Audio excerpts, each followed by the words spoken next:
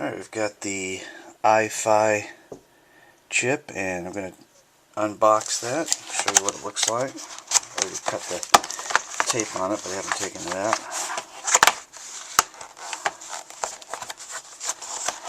Pretty well packaged.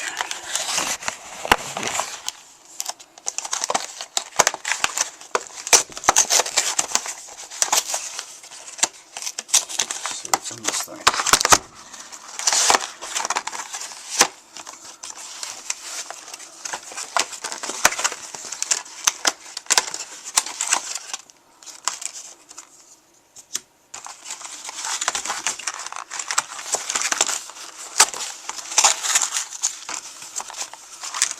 Alright, there it is.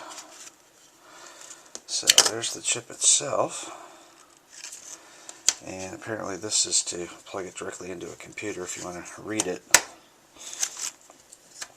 So there it is, pretty small.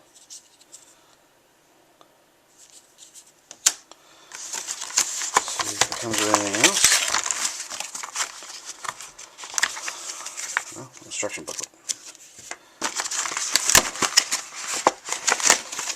And that's about it. So go ahead and get this thing plugged into the camera and test it out.